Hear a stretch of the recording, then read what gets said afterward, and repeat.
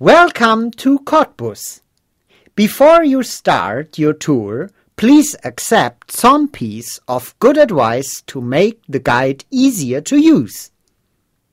It's possible to interrupt the playback anytime by pressing the pause button.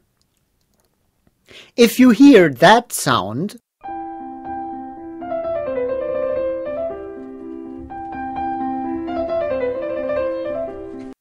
you should use this function after the direction to the next station are given to you.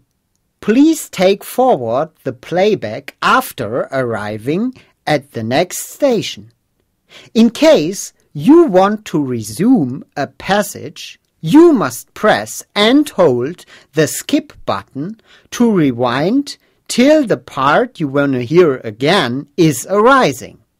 Have a nice day in Cottbus with this audio-visual tour.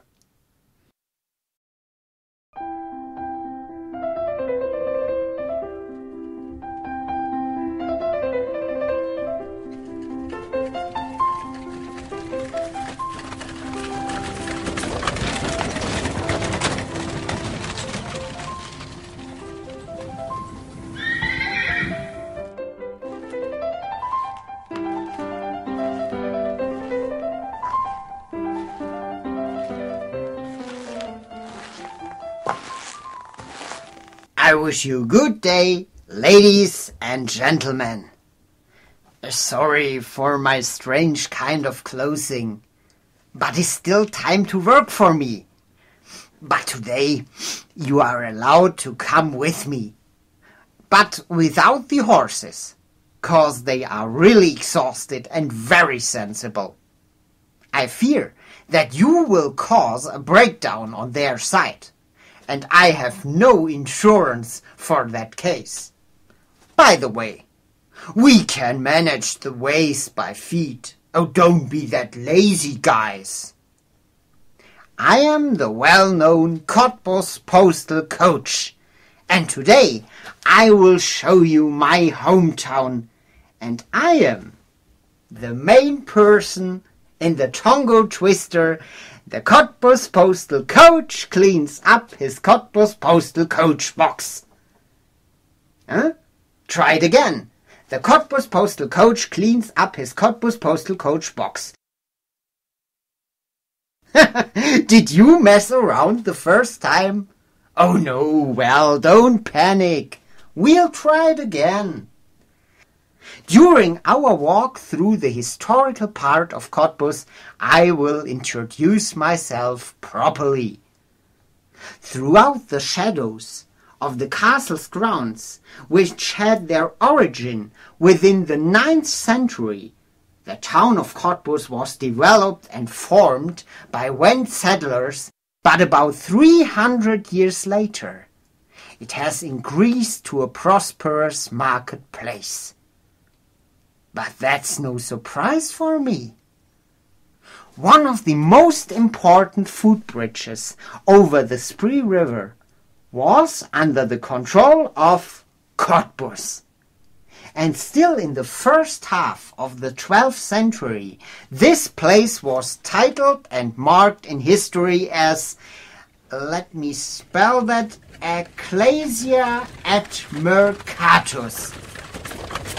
And furthermore, it was the center of the postal coaches traffic between Prussia and Saxony. About 12 coaches passed Bramberg's gate daily. This town bears a very special record with its spelling. There are about 130 different kinds of spelling. Who can say that about his hometown? I can. Well, ain't that cute? Oh no, sucks. I've talked my head off. We have to hurry up. Come on, guys, let's go.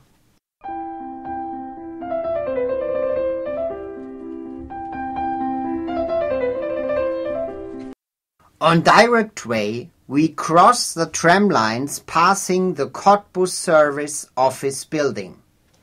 Then we keep ourselves straight to the right and follow that way directly to Pushkin's Park.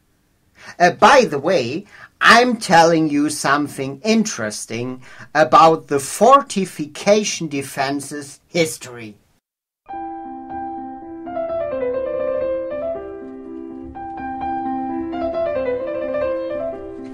The area of the city wall arose in the 14th century. Beside the castle's tower and the churches, the city wall is characteristic for the skyline of Cottbus.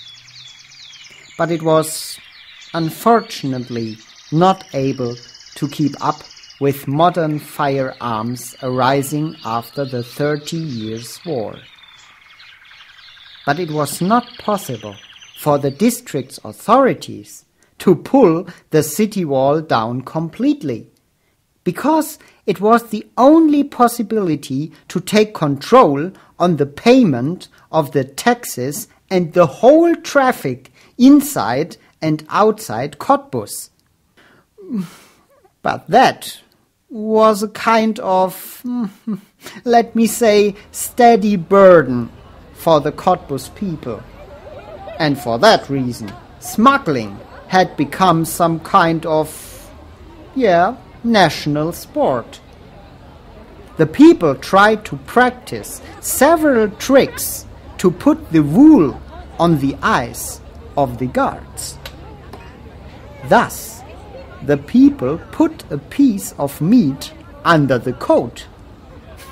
That sounds really strange, but it still works.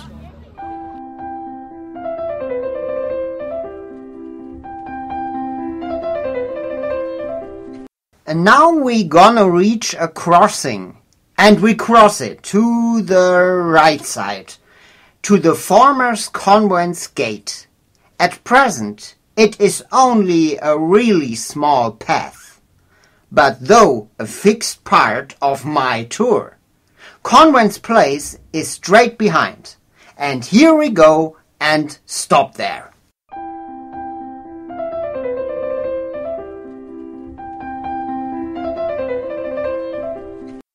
Arriving on the convent's place, we will put house number 1 under closer examination. It is the priest's residence, with a small garden in front and a small yard behind. It has been used by the cleric authorities since the 14th century, and it was built in Baroque style. In the building number 3, a roasting house was located. And since 1842, Heinrich Kittel emerged a factory for knitwear.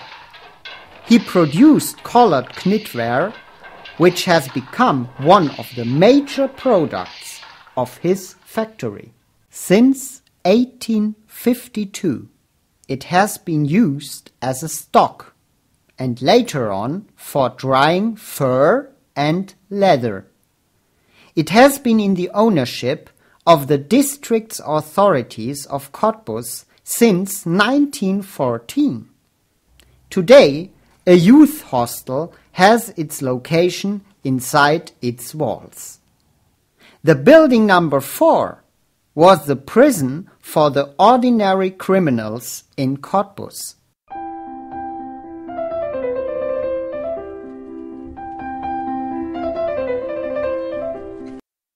Can you see that church? Well, no wonder. You can't miss it. And that's Convent's Church. The Convent's Church is one of the eldest buildings in Cottbus, and it was part of the Convent of the Holy Francis, built in 1300. During the centuries, many architectural changes have been made, and the today's building is from the 16th century. The church was named Wen's Church, cause it was predominantly used by the Sorbian and the Wends as well, living in the nearer and farer suburbs. Inside the convent's church walls, you will find the eldest grave showing a gentleman and his wife on its relief. Until 1445, the masters of Cottbus, a royal dynasty relating from Franconia, have ruled the town on all counts. There is a crab with its claws visible on the gravestone, and a smaller crab on the woman's sleeves and the man's shield. You see it?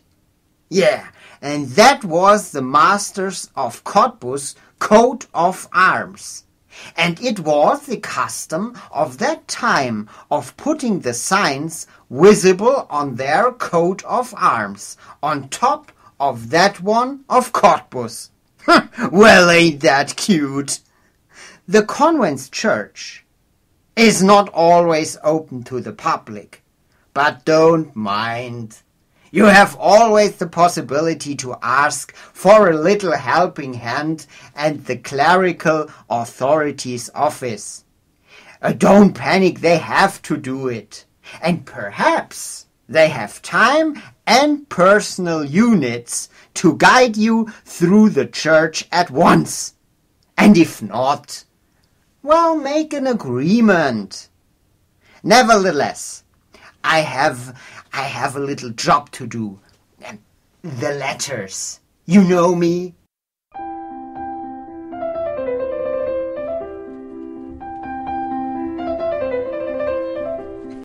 Oh, damned! It took a long time. But now we can go. At the main entrance of the church, we cross the convent street, and afterwards enter Wend Street alongside the small park area. You see that? Then we have to cross the main street, and you can see the old markets area. Yeah? Okay, we make a few steps straight on to the next crossing. By the way, the coroner's house on the right side is the former shopping mall called Merkur. You can still recognize the signs on the facades. Now we are at the beginning of Spremberg Street, and we will stop that place.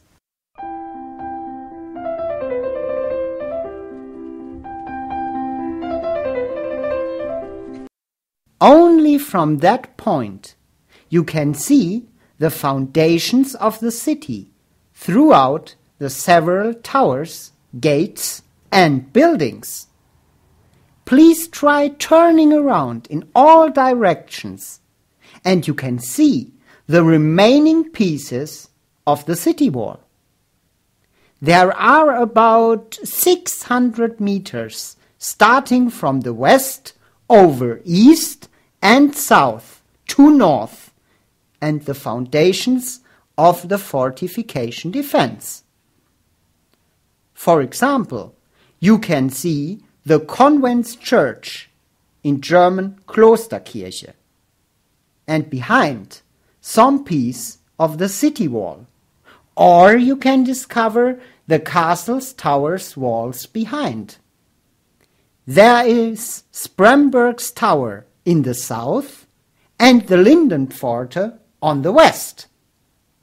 And that was my hometown Cottbus. Not so big, but very suitable for people obliged to reach any destination on foot.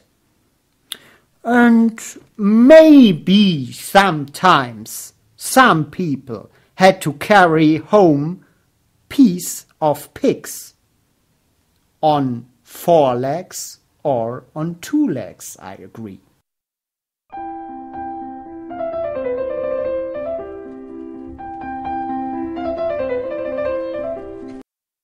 From that point, we are going a few meters alongside Market Street, Please pay attention to the market's fountain, with its impressing plastered items and relief situated in the middle of the old market. That's our next station.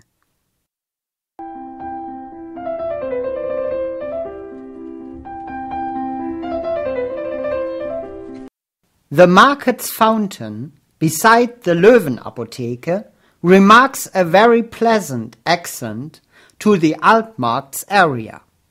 It was built in 1991 and is about 5 meters high.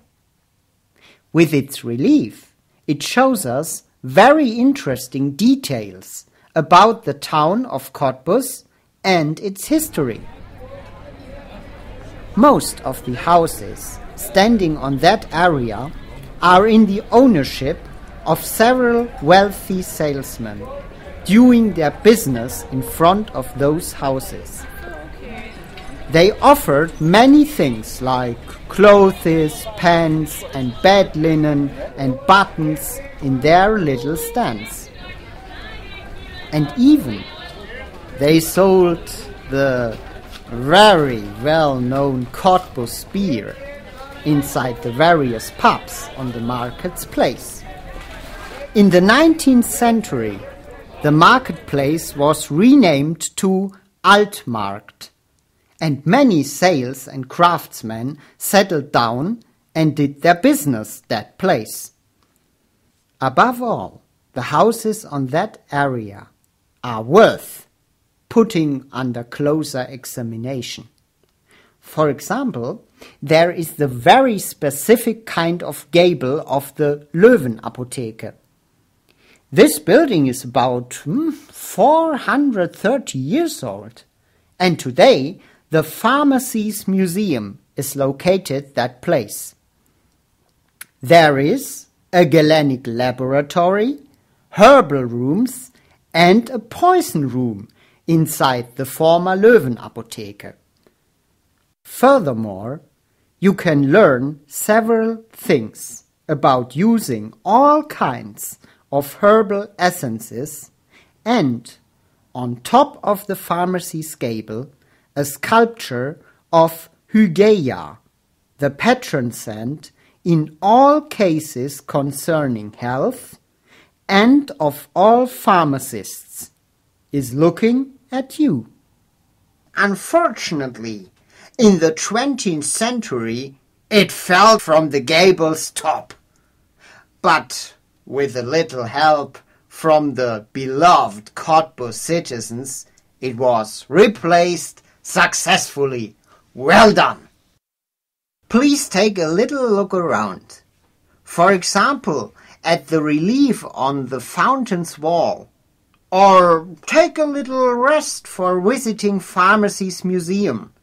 That's very good for me, 'cause I've a little package for the pharmacist. Then we can go ahead.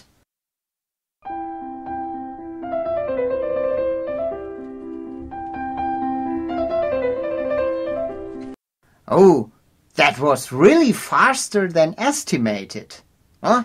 Now let's go back to the main street, cross it, and keep ourselves to the right hand. That's the direction to our next station, the so-called Oberkirche. After arriving, we'll take a short glimpse to the house on the opposite. Yes, that one with the special roof over there.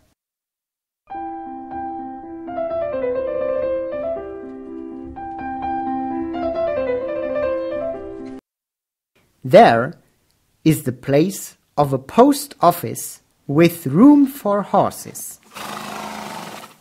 My old fellow, Post Officer Müller, has even leased a piece of the garden of the neighboring Pope's house. For that reason, there was much more place for the purpose of the post officers.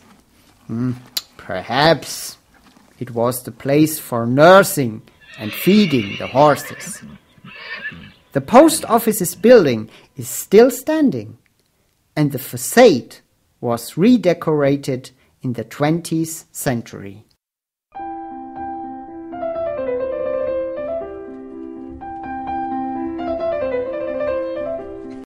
Yes, this old post office and its work.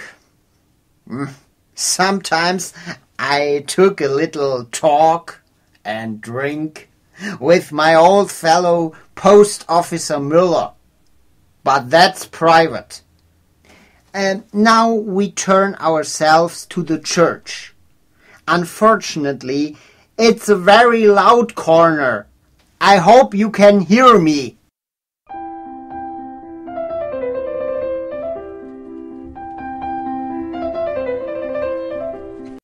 The history of the Oberkirche relates to the early decades of the Middle Ages, and it was documentary stated the first time in 1190 as Nienburg's fragment.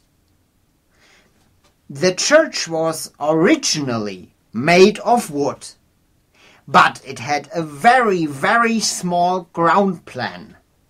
The basement of the tower relates to that time, and the redecoration was made on the historic example. But it was no longer part of the western facade, and it was now part of the northern facade. The building of today was erased in the three periods between the 15th and the 16th century, and it is a Gothic brick building. You can recognize it by looking on the huge windows.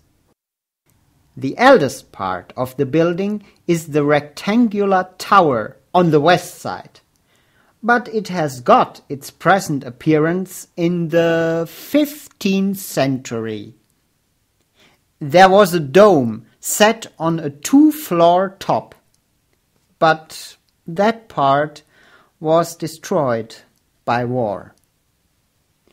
Up to 1729, the Oberkirche was renamed to Deutsche Kirche, in English, German Church, in times of the Reformation. It was surrounded by a huge graveyard.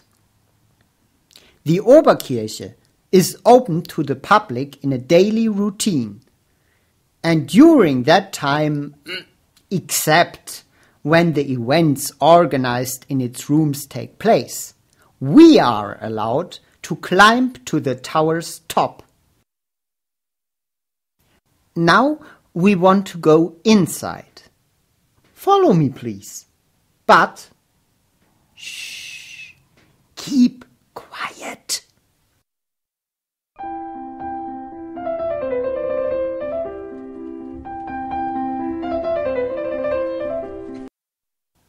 It is about 3 times longer than wide. But you can see this with the eyes. But in a special sense, you can feel the harmony inside its walls. At the Second World War's end, the church was predominantly destroyed by fire. Please follow me. And let us take the altar under closer examination. It was created by Andreas Schulze, and it is the most important artificial monument in this church. Several reliefs and figures from the Holy Bible are shown on the altar's area. Crucifixion and funeral are pictured on the left and on the right side. The horizontal and vertical layers relate on a Renaissance building, but the very emotional cancellation of the figures relates to the Baroque style. If you put the vault and the arch under closer examination, spreading out between the single pillars of the roof. You can see the church's organ as well. It was built in 1984 and has a very good sound with its 50 stops. And there are even reliefs pointing to the graves inside the church's walls. Please take a little go and look around. I want to talk a little to the Pope meanwhile. We'll meet outside.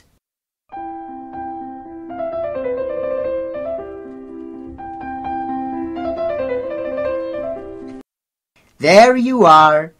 Now we can talk a little louder. Now we go to the right across the place in front.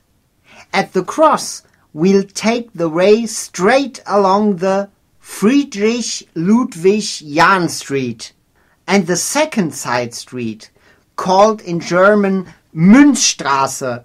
Please take a little attention to the street signs. We'll go right way.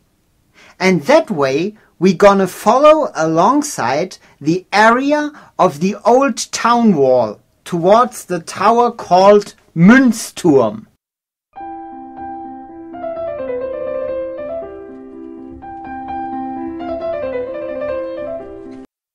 It is about 15 meters high and its rectangular basement shows a very interesting brick stone decoration. The roof relates to the beginning of our century, and it is estimated that Cottbus got the allowance to produce own money and that the white heller with the crab of Cottbus was produced that place. And even this crab is the decoration of the weather vane, which was created in 1683. The roof was built in the 19th century.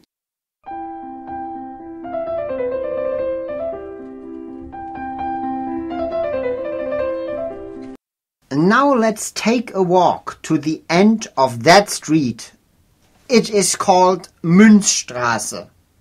Cross the main street and finally heading our next destination, the so-called Tuchmacherbrunnen. That is a symbol giving honor to a very heavy profession and even to their craftsmen.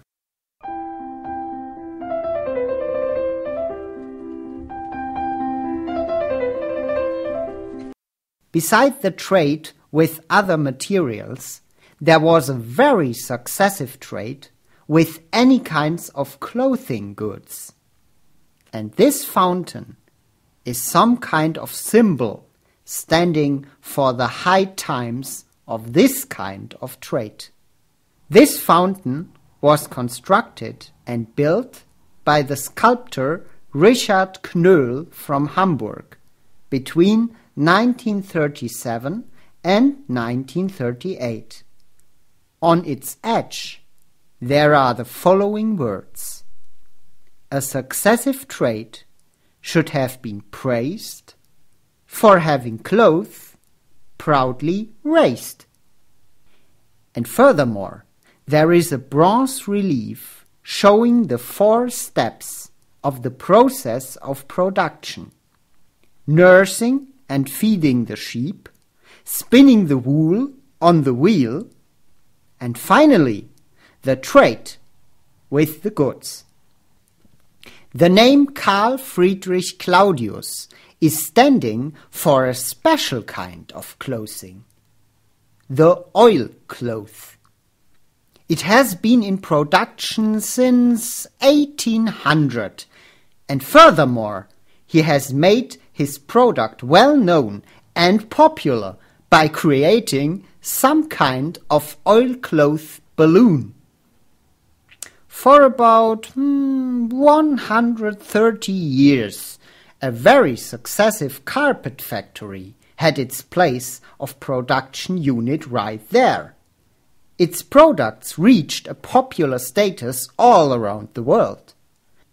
The carpets produced by Kruger and Hahn, bearing the title Purveyor of the Court, had a very good reputation in Cottbus and even in Germany.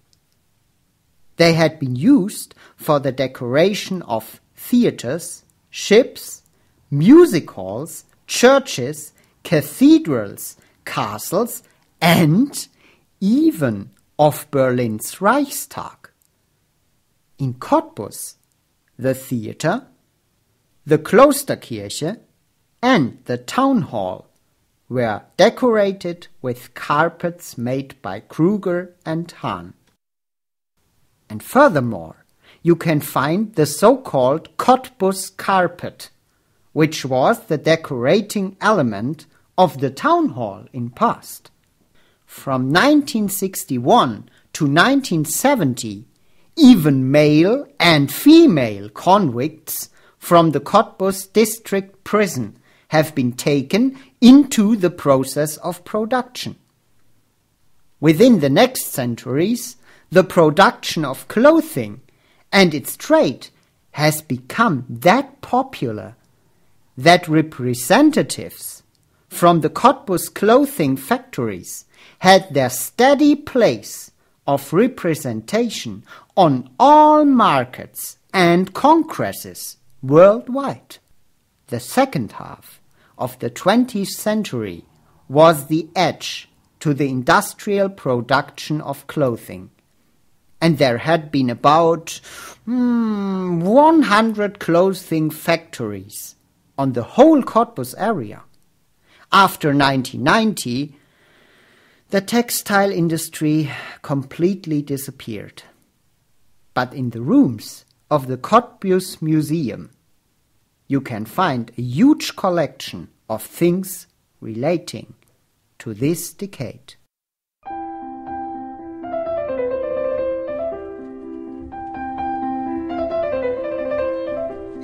Now we want to climb up Castle's Hill. Let's walk on the left side along the town wall. Then change to the right till we reach its heap. Now it's time for rest.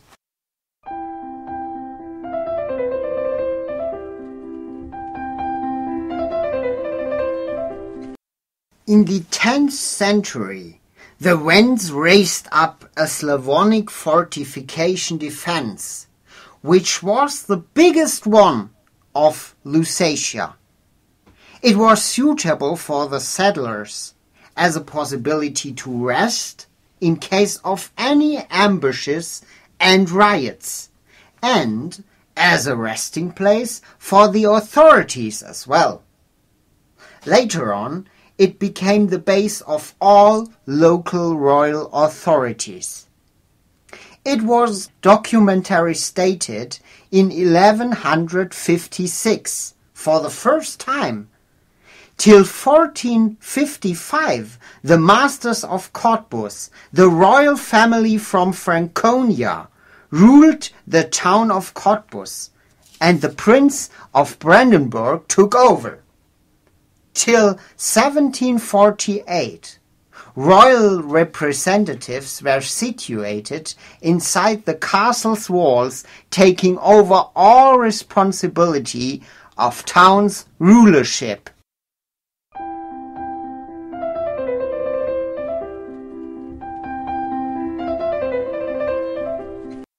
You have enough power to go on? Very good, here we go. With a glimpse to the castle, we walk on the right way, along the wall through the iron gate. Please go forward to Castle's Tower, 'cause I have some, let me say, leatherwork to do for the authorities. Don't panic, it will take only a few minutes.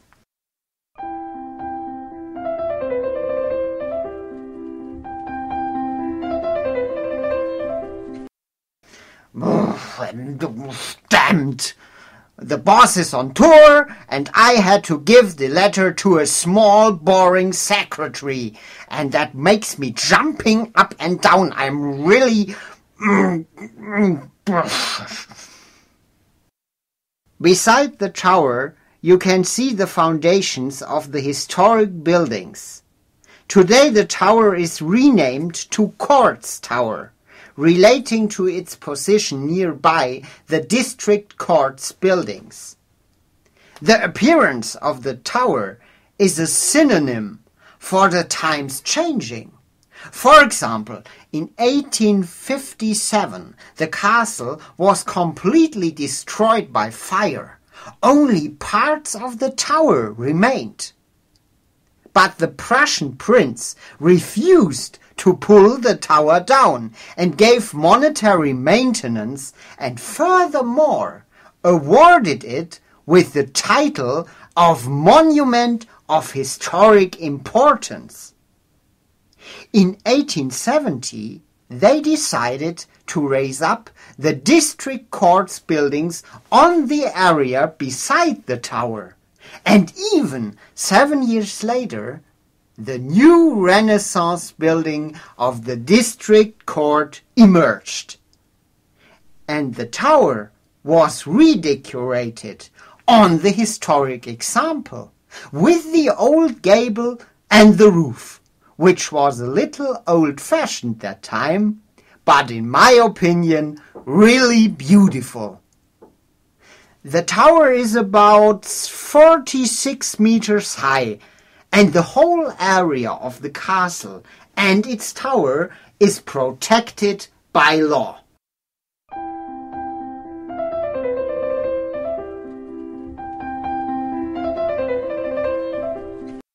Well, there are only a few footsteps to a small door on the opposite of that place. Here we leave Castle's Hill, heading the street. Afterwards, we go to Goethe's Park. That place we take our time to make a little walk through.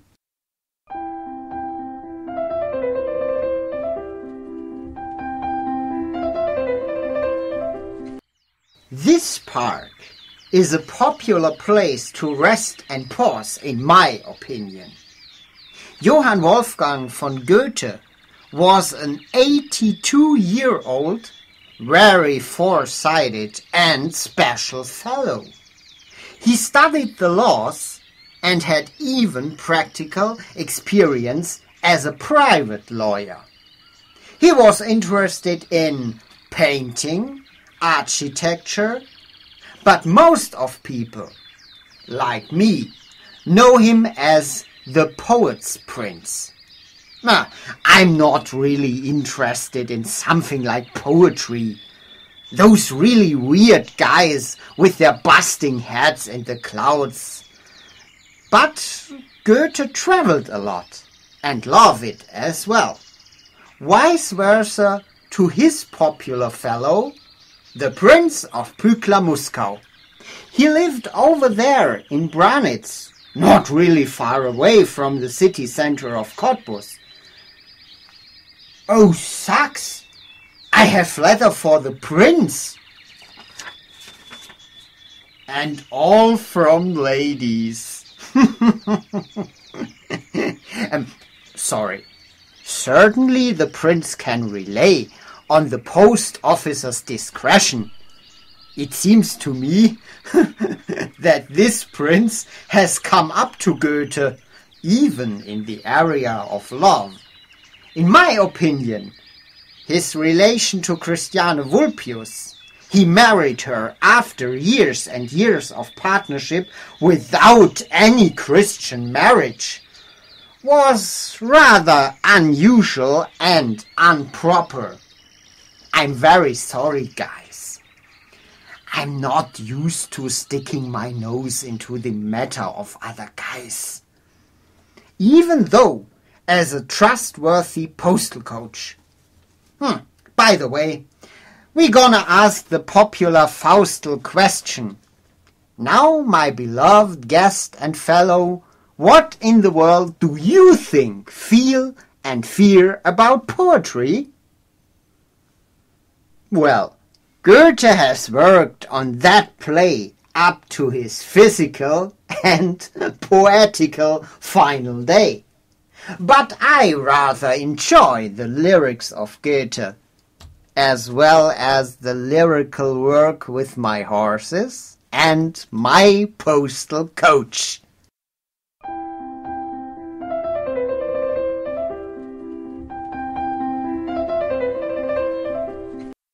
Well, enough with lazing in the sunny afternoon. We have go straight to the power station.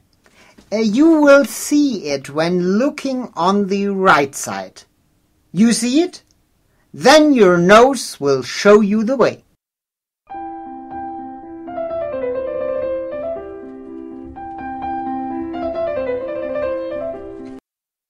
The construction and building of that certain power station started in 1927. In architectonic way, the machinery and transformers building was constructed exactly for the purpose of arising a closed machineries complex. The transformers building was constructed as an open range, due to its position at the Mills Lake. The most important aim of the construction was to provide the town with electric power. For that purpose, a special kind of machine was constructed which was able to take over the purpose of production any time. It was a combination of diesel engine and generating unit. Since summer 1999, the so-called party celebrating the fine arts has been organized yearly. Within 4 years, the artificial and architectural reconstruction of the building and the transformation to a museum of fine and modern arts took place. If you have a little more time, please take a look at it. It's worth looking.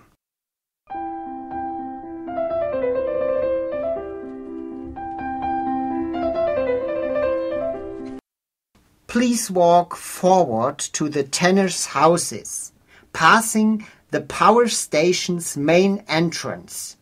Keep yourselves to the right side of the so-called Uferstraße. Keep attending street signs, please, and we'll see our next stop. Do not panic. They will not scratch your skin off. But keep your breath away as well.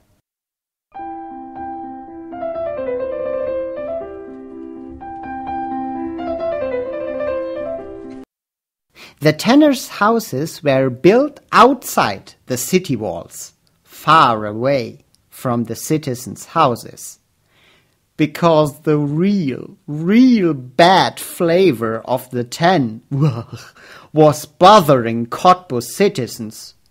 But nevertheless, they loved the goods produced by this profession. The location at the mill's grave was very suitable for the tanners because they were in need of a lot of fresh water for producing their goods. The eldest of these houses you will find on the area of the Uferstraße. It is number 16 and it relates to 1728.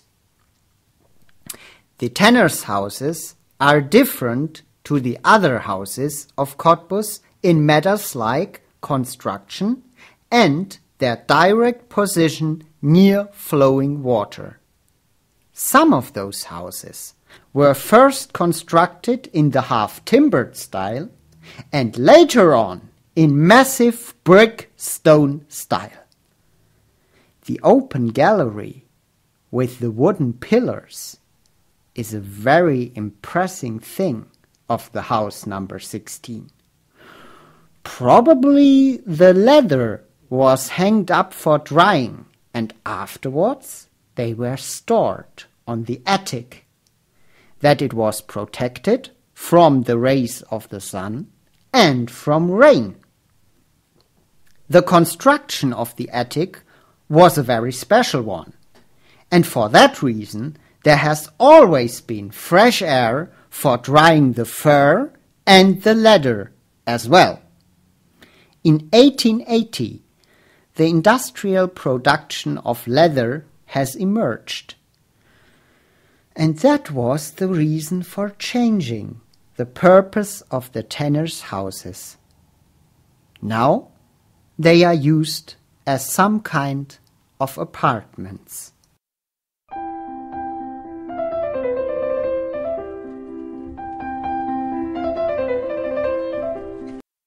Please stroll along the Uferstraße on direct way. Don't panic. You won't miss it if you follow my shadow strictly.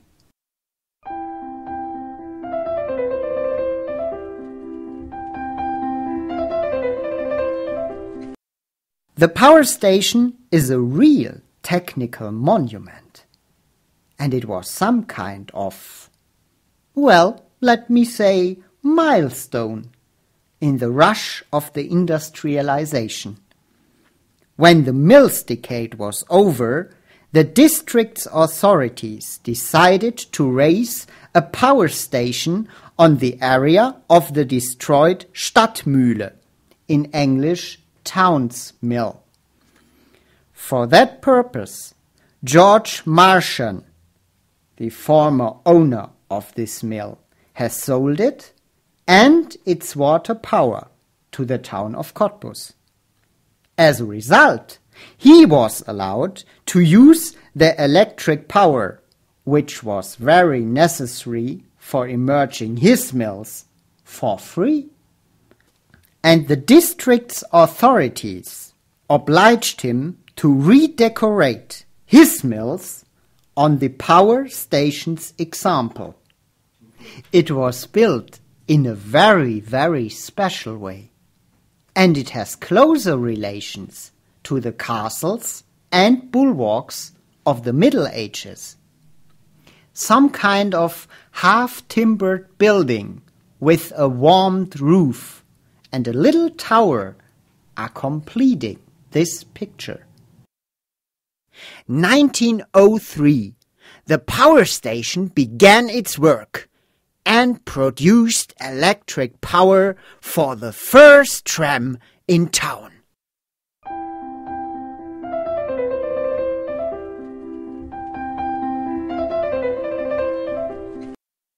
Oh no! Even Sitting Bull with 10,000 Prussian horses can force me into such an iron electrified tram monster.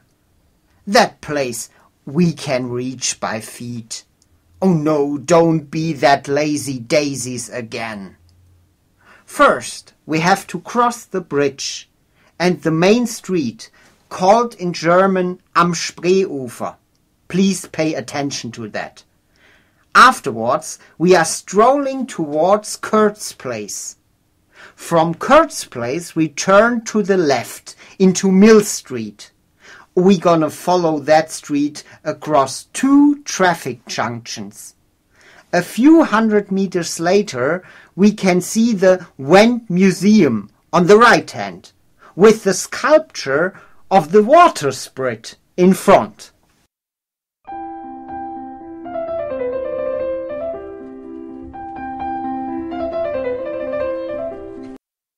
The Wendt Museum has its location inside a house decorated in classic style.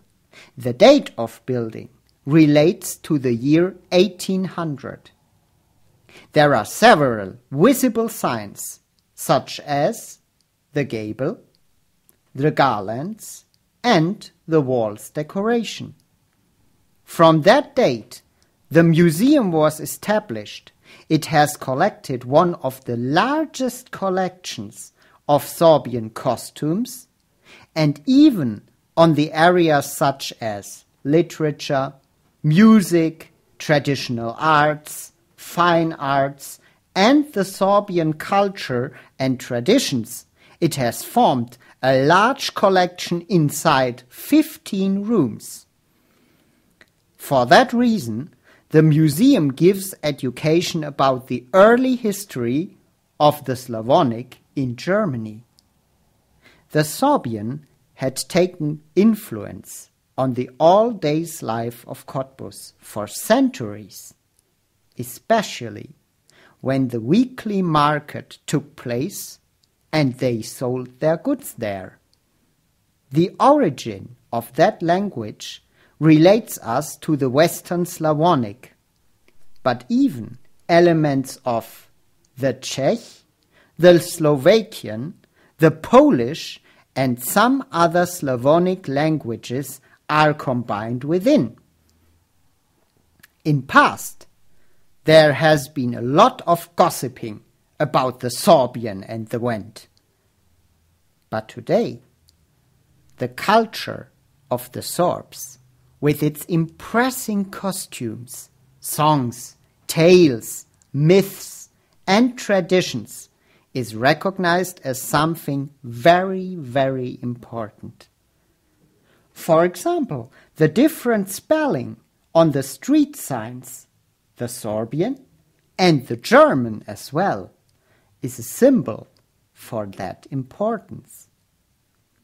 For that reason, Cottbus was awarded with the title Sprachenfreundlichste Stadt. And most of the citizens of Cottbus have Sorbian ancestors and are really not aware of that fact up to now. Well, how strange this world can be.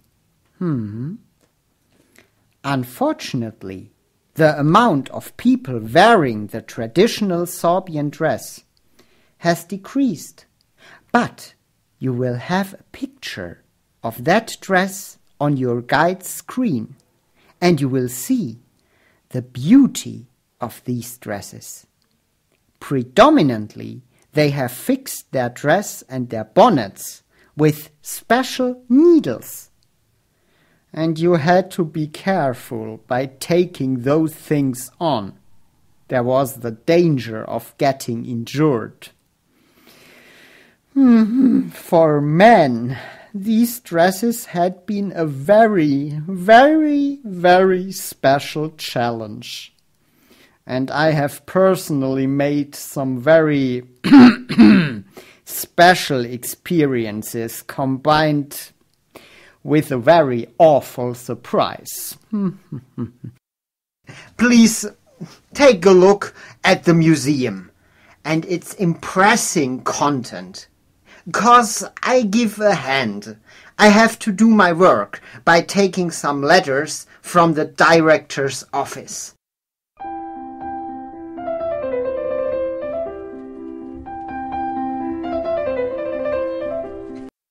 Well, there we are. It was not that amount of letters.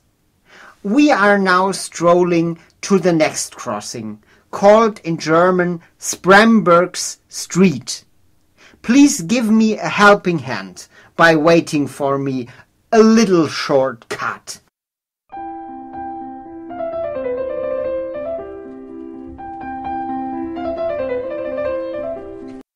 Do you know something about that cake, which has made Cottbus famous worldwide? Yeah, it has a very special name in English. I have seen it in an old dictionary. Please let me spell it for you. It is called cylindrical cake built up from horizontal layers baked successively. This spelling of the word, the single word Baumkuchen, that is a much better tongue twister than mine has ever been, for heaven's sake. But Please, please, give me allowance to say the German word. Thank you so much. The Baumkuchen has appeared in 1819, when Maria Groch had the idea of creating that cake in a frozen winter's night. Her daughter, Wilhelmine Kluge, improved the tradition that way, that she was awarded with the title Purveyor of the Court. It looks like a tree's trunk, and it is some kind of king's discipline for any baker. Even the manufactory's production is based on the traditional receipt.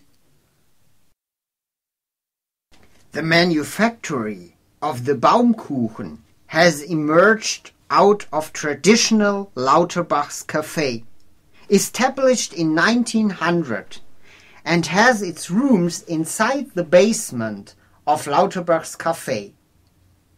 If you are lucky enough, you can have a look on the production process through the high windows of Mill Street 45. If you want to take a rest and the bakers are perhaps in a good mood, you can combine the rest with a suitable enjoyment session. Nah, sucks. I'm not allowed to do that. That's my work. That's my discipline. That's my perhaps a little peace.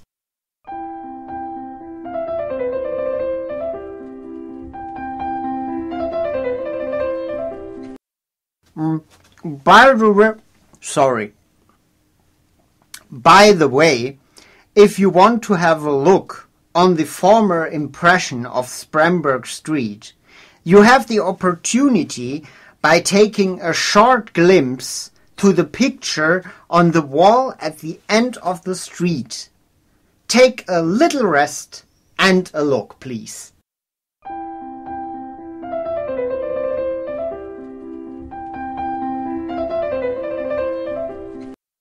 But now back to present. At the other end of the street you can see the artificial symbol of Cottbus, Spremberg's Tower. But we have to go to our next station on halfway, the castle's church.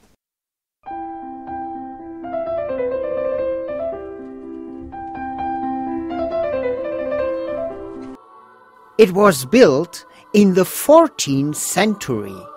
That time it was called St. Catherine's Church. Unfortunately, it was seriously damaged by several fires. In the early 18th century, the Huguenots raised the church on the foundations of St. Catherine's. It was named Castle's Church because the priest of the German Reformed Church got permission to change from the castle to Castle's Church. By the way, he was titled with the name Castle's Church Cleric Authority.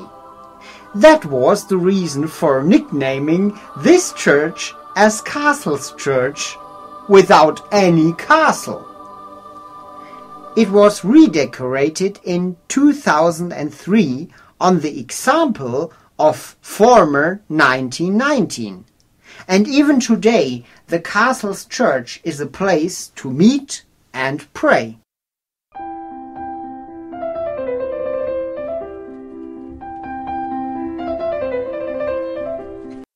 Even on the opposite of this church, there was a post office building on Sprem's area. Now the dancing cafe Stadt Cottbus is situated on the place. It is very easy to recognize, cause the spelling is really hitting your eyes down.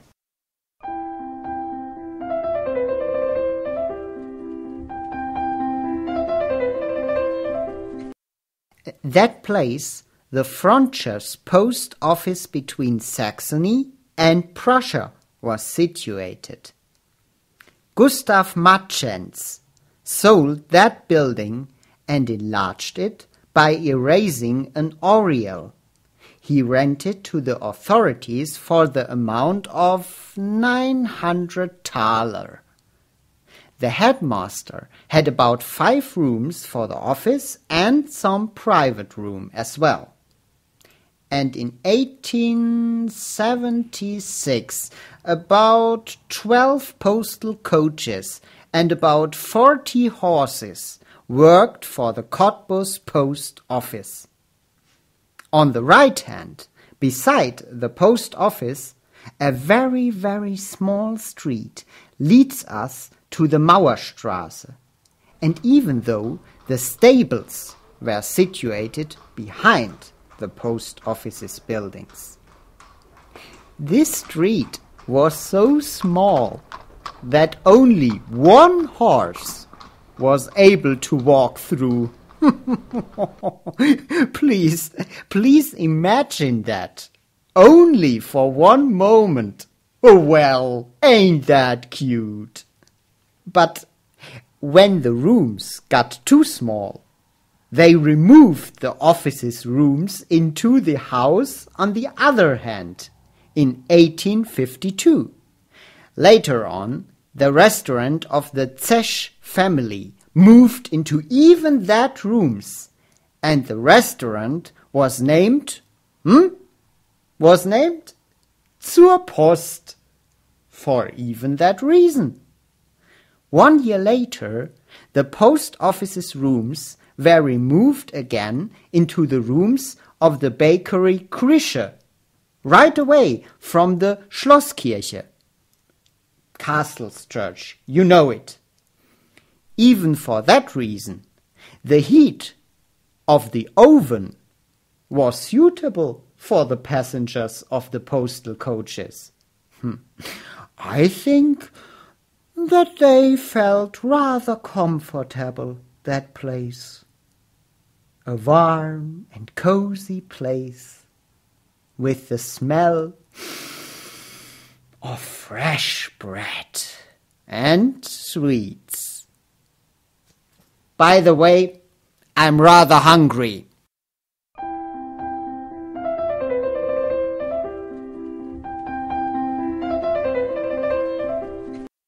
Sucks, I'm also on duty, and for that reason I have to show you my predominantly simple Spremberg's Tower. A long time ago I gave him the loving nickname, the Thick Guy. Follow me, please.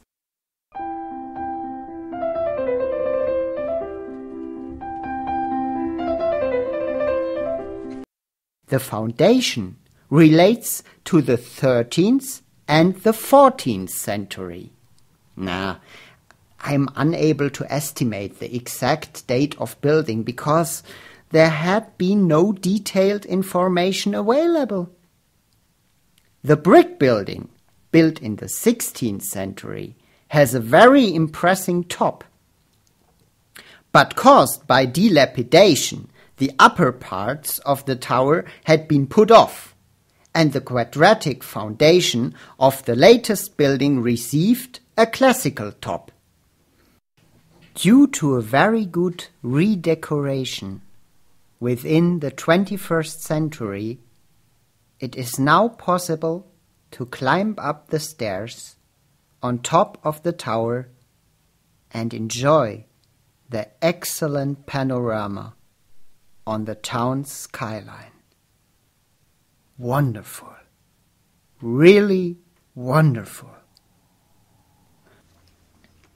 The building's walls are 1.67 meters thick and are 31 meters high.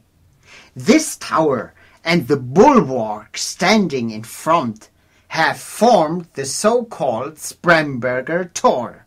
The town was surrounded with graves, walls and bulwarks, but after the 30 Years' War it has lost its importance as a fortification defense.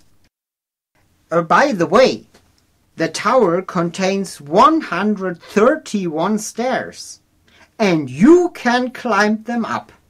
If you have no fear and the tower is open, you should try it at all cost.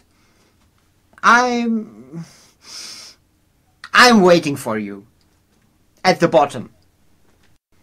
So what? I've seen it before.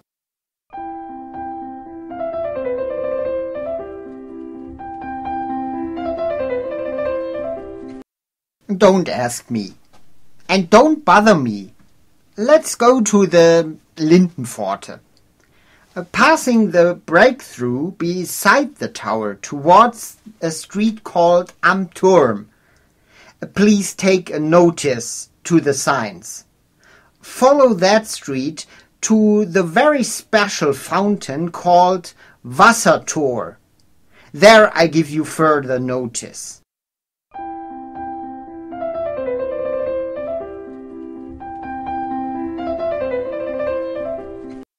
On the left hand, a way leads us alongside the city wall.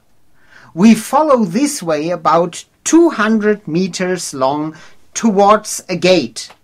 And this is the so-called Lindenpforte. Let's go through, heading a large sculpture beyond a tree. And stop there, please.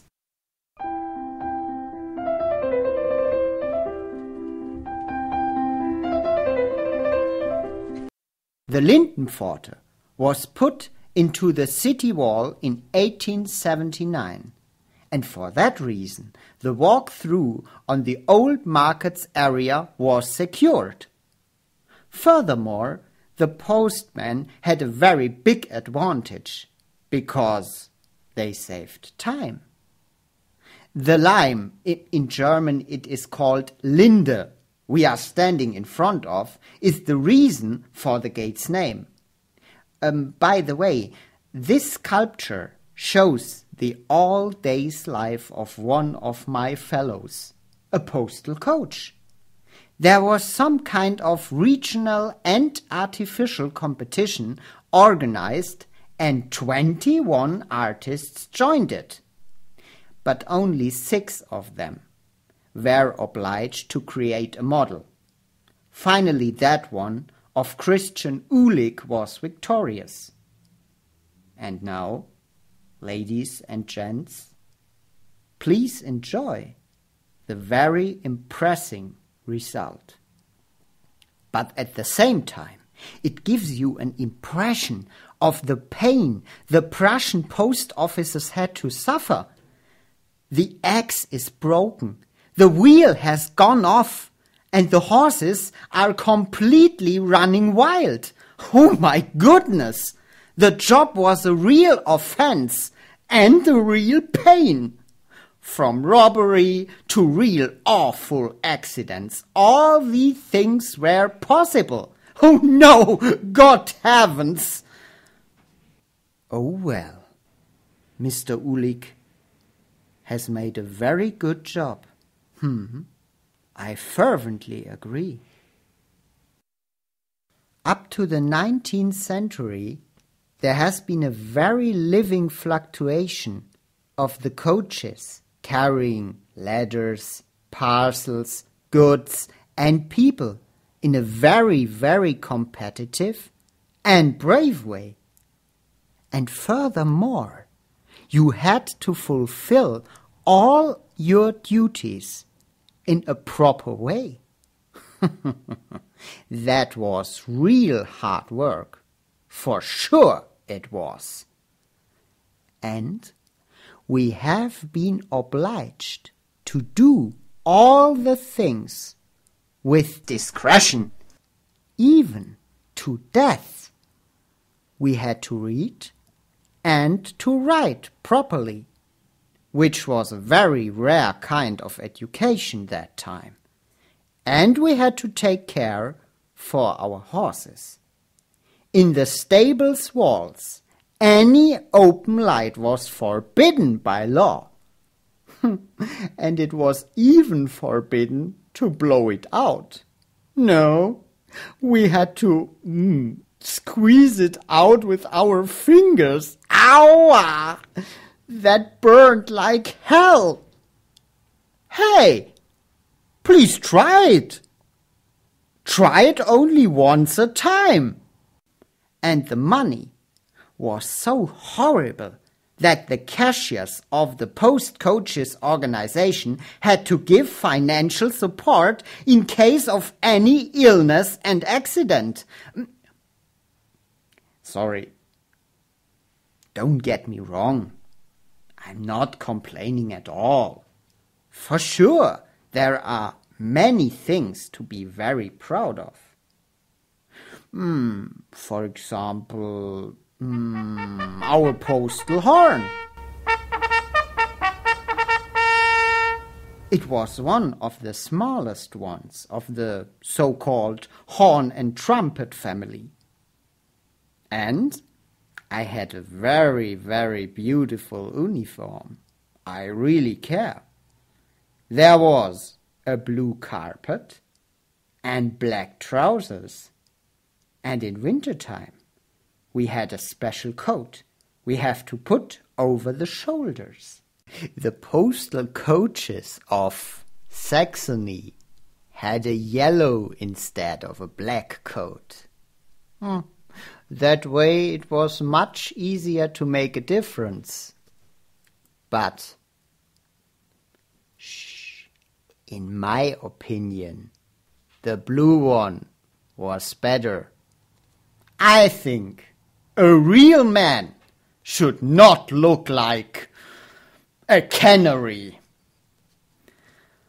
But nevertheless, we had a really impressive parrot's uniform.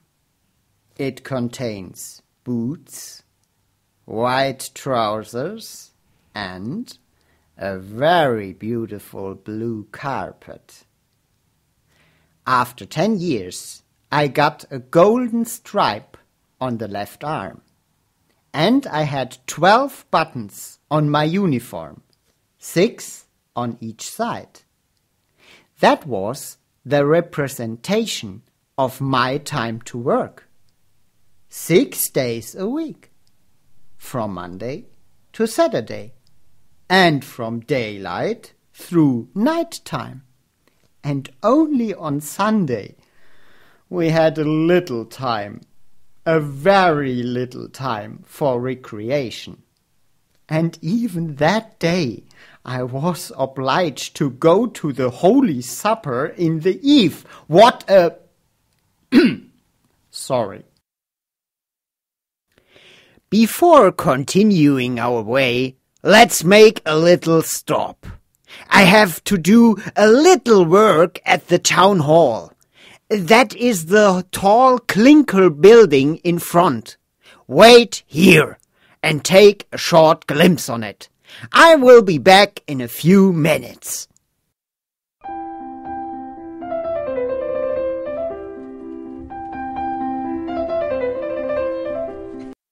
That damned bag. It's rather heavy today. And who cares about that? Nope.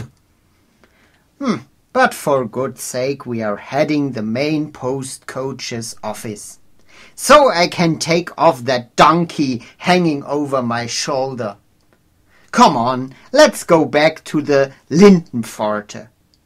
On the other side of the tram line behind the parking, the main post office is situated, without any doubts. Please pay attention on the tram lines. I don't want to see you making that tour on top of a tram.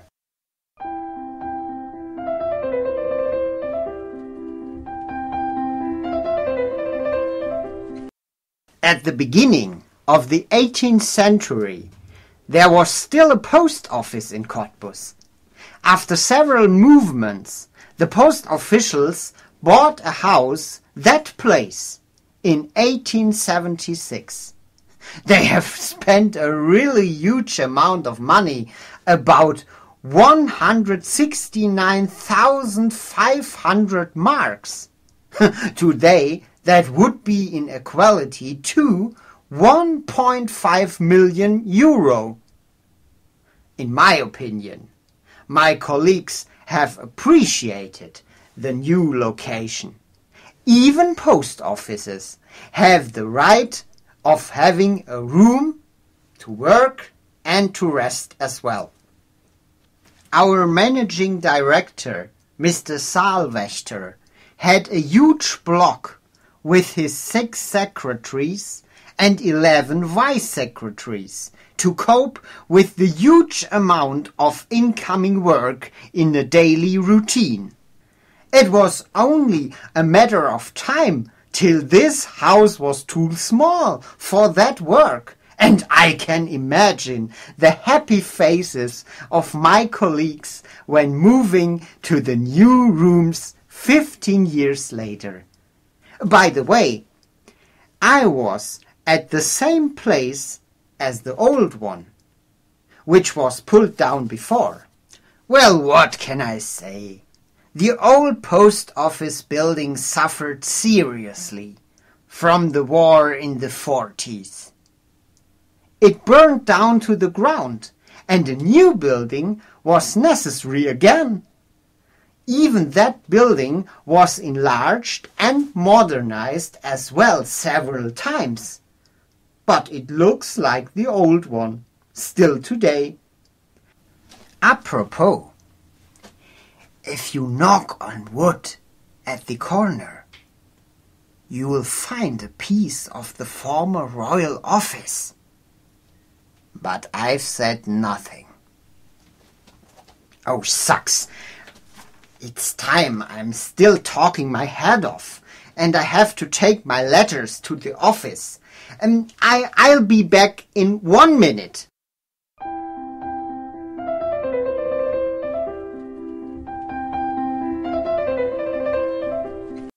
Here I am, and soon we will be back at our starting point, in front of the town hall, near Cottbus service. We have to cross Berlin Street and Place. The small white E on red ground shows you the way.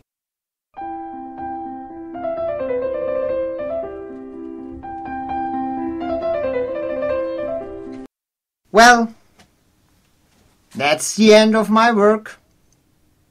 I hope that you had a good time with my little history in history. And as usual, I give you the best at the end. Now I want to hear the Tongo Twister by heart. The Cottbus Postal Coach cleans up his Cottbus Postal Coach box. Now it's your turn. Oh, that was really good. Please pretend trying. I wish you a pleasant day in my beloved hometown. Please, take something good with you from your Tongo Twisted Postal Coach. The Cottbus Postal Coach cleans up his Cottbus Postal Coach box. The Cottbus Postal Coach cleans up his Cottbus Postal Coach box. The Cottbus Postal Coach cleans up his Cottbus Postal Coach box. The Cottbus Postal Coach cleans up his Cottbus Postal Coach box. The Cottbus Postal Coach cleans up his Cottbus Postal Coach box. The Cottbus Postal Coach cleans up his Cottbus Postal Coach box. The Cottbus Postal Coach cleans up his Cottbus Postal Coach box. The Cottbus Postal Coach cleans up his Cottbus Postal